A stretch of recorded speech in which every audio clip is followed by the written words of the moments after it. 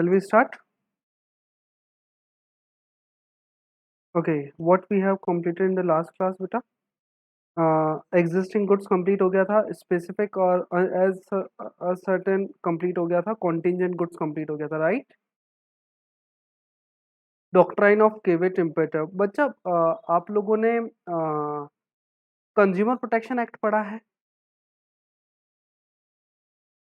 What is the caveat imperative? हम लोगों ने 12th क्लास में जब कंज्यूमर प्रोटेक्शन पढ़ा था, तो उसमें भी हम लोगों ने caveat imperative एक वर्ड पढ़ा था.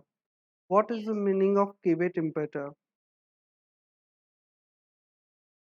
अब ये कौन है नहीं पढ़ा कहने वाला इंसान? बड़े नालायक इंसान है, तो इसके जीवन में कुछ नहीं पढ़ा. चलिए, हाँ, ऐसे कैसे? Yes, caveat imperator is the Latin word which means let the buyer behave. It means let the buyer be aware. It means बच्चा at the time of purchasing or using the product, we have to know about the product. We must check the product before purchasing it. बच्चा, this principle underlines the concept that it is the duty of the buyer कि वो purchasing करते time पर goods purchase करते time उसकी quality properly check कर ले. It is a fundamental principle of law of sales of goods and implies that seller is under no obligation. बच्चा clearly line note कर लेना. Seller is under no obligation to point out the defect of his own goods. आप seller को goods purchase करने के बाद घर ले जाने के बाद वापस ला कर आप कहोगे कि सर इसके अंदर तो ये डिफेक्ट था, seller is not responsible for that defect.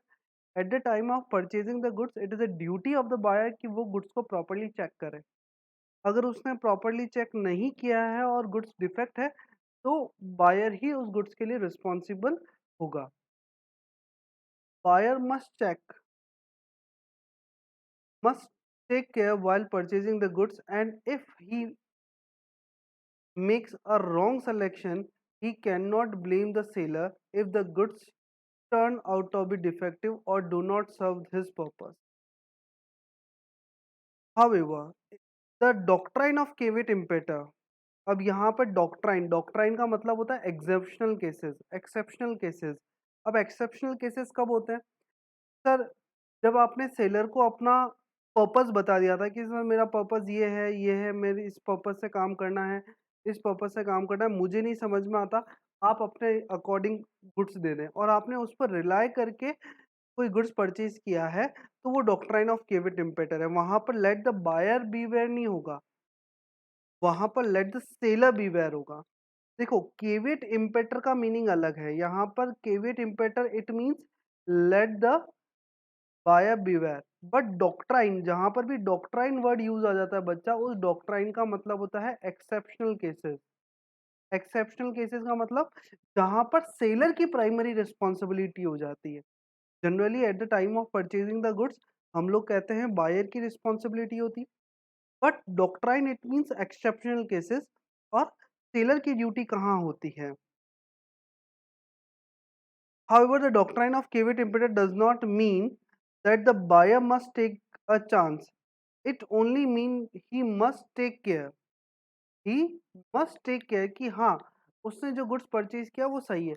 मुझे एक बात बताएं, आप में से किस किस को सब्जी खरीदना आता है? Eight the time of purchasing the vegetable किसको बेस्ट सिलेक्शन मालूम है कि सब्जी खरीदते टाइम पर ऐसी सब्जी होनी चाहिए, ऐसा होना चाहिए, तो वो सही निकलती है, वो खराब निकलती है?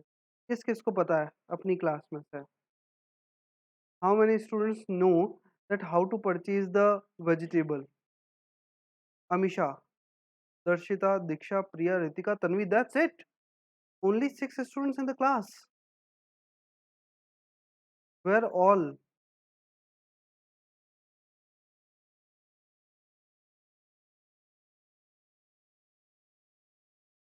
Viraj. Where all the students, guys? एक बार मैं वेट करूं या आज बंद करूं क्लास बच्चा? चलो, आज सुबह से इतना ही है यार, सबका फिर रह जाएगा क्लास में. चलो 5 मिनट वेट कर लेते हैं.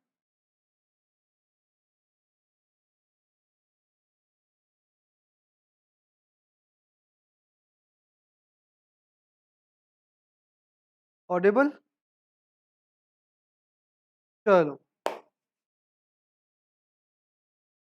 however this rule is not without any exception. With the passage of time, this doctrine has been considered is to be too unreasonable to the buyer.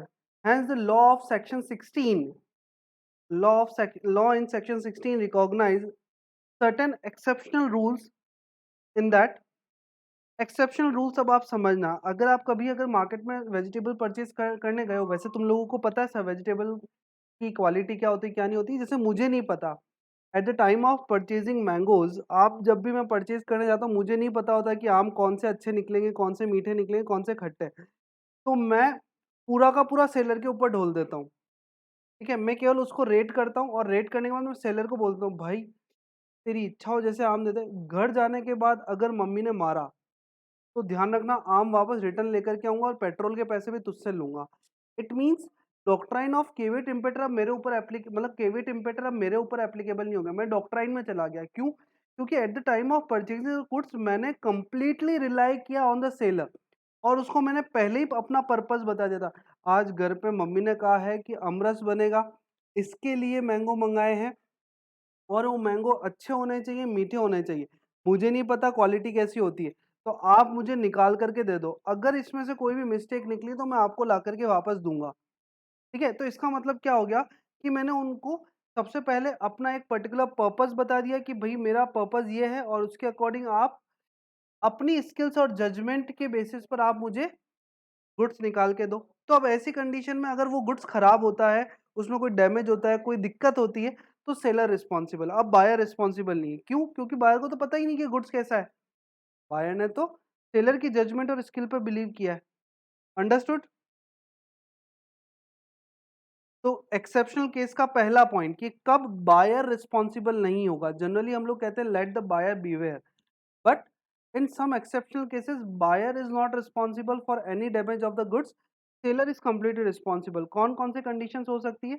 Where the buyer expressly or by implementing implication makes known to the seller the particular purpose for this which the goods are required, and rely on the skill and judgment of the seller, and the goods are of description which it is the course of the seller business of supply.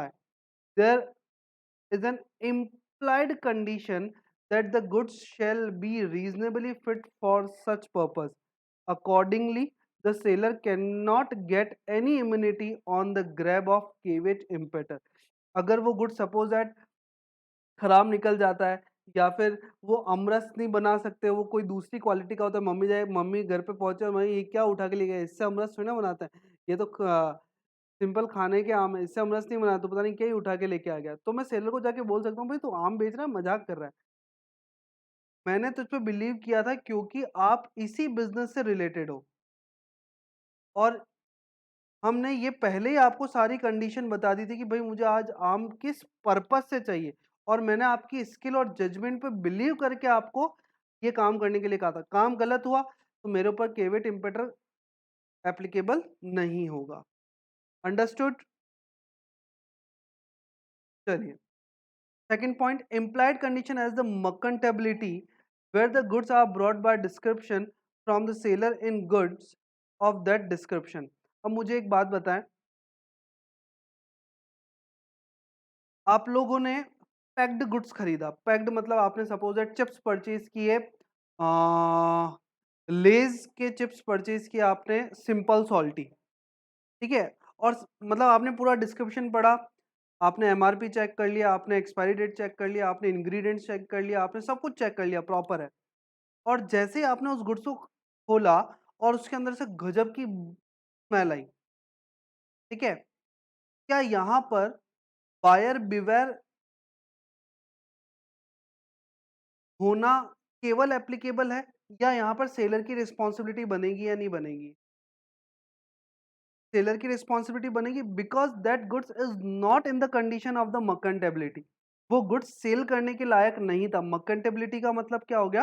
वो goods sale करने लायक होना चाहिए। अगर वो goods sale करने लायक condition में नहीं है, तो ऐसी कंडीशन में बायर उसके लिए रिस्पॉन्सिबल नहीं होगा, उसके लिए सेलर रिस्पॉन्सिबल होगा, क्योंकि सेलर ने उसकी क्वालिटी, उसकी जो भी इंग्रेडिएंट चेक करने थे वो सेलर ने कर लिया। प्री पैक्ड प्रोडक्ट को बायर खोल के तो चेक नहीं कर सकता कि पहले आप मेरे को चिप्स टेस्ट कराओ, अगर अच्छा लगेगा तो खरीदूंगा, बाकी नहीं खरीदूंगा, ऐसा तो बोल नहीं सकते। ठीक है, परचेज करने के बाद अगर उसमें से कोई भी स्मेल आ रही है, उसकी मर्केंटेबिलिटी लूज है, तो उसकी प्रॉब्लम सेलर सॉल्व करेगा, बायर उसके लिए रिस्पॉन्सिबल नहीं होगा। Understood? Next point, condition as to wholesomeness in case of food stuff और other goods meant for the human consumption. Human consumption के लिए वो परफेक्ट होना चाहिए। अगर वो ह्यूमन कंजप्शन के लिए फूड स्टफ या अदर गुड्स ह्यूमन कंजप्शन के लिए परफेक्ट नहीं है, तो आप उसको रिटर्न कर सकते हैं। ये प्री कंडीशन है, इम्प्लाइड कंडीशन है। फॉर द एग्जाम्पल, आप लोग किसी रेस्टोरेंट में गए, आपने उनको बोला कि क्या मंगाया आज? चिली पनीर। आपने उनसे चिली पनीर विद ग्रेवी मंगाई, चिली पनीर विद ग्रेवी बनाई। ठीक है, वो बंदा ग्रेवी चिली पनीर लेकर के आया। जैसे आपने फर्स्ट ग्रास लिया और आपको लग गया कि ये पनीर पुराना है, ये पनीर ह्यूमन कंजप्शन के लिए प्रॉपर नहीं है। ठीक है, कुछ स्टूडेंट्स को पता चलता है, कुछ को नहीं पता चलता। तो मुझे एक बात बताओ, यहाँ पर बायर बिवेयर एप्लीकेबल होगा या उसका एक्सेप्शनल केस एप्लीकेबल होगा? It means you can return that chilli paneer with gravy और उसको बोल सकते हो भैया या तो नहीं लेकर के आ जाए या ऑर्डर कैंसिल कर दे। You can say that. Yes, when the seller commits fraud, अगर सेलर ने कोई फ्रॉडुलेंट एक्टिविटी की है तब भी एक्सेप्शनल केस एप्लीकेबल होगा।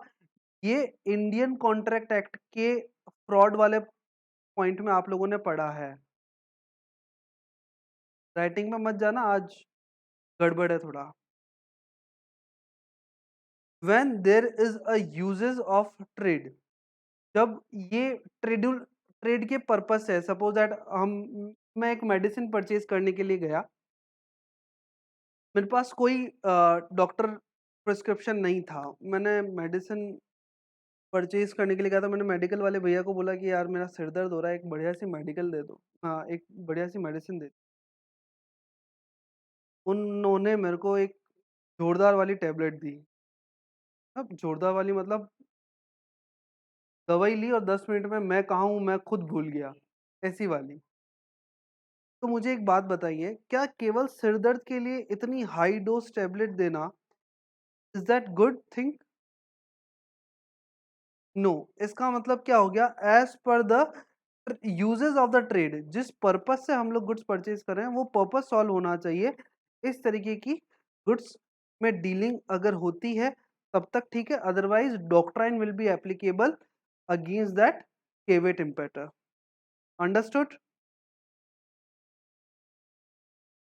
कोई दिक्कत?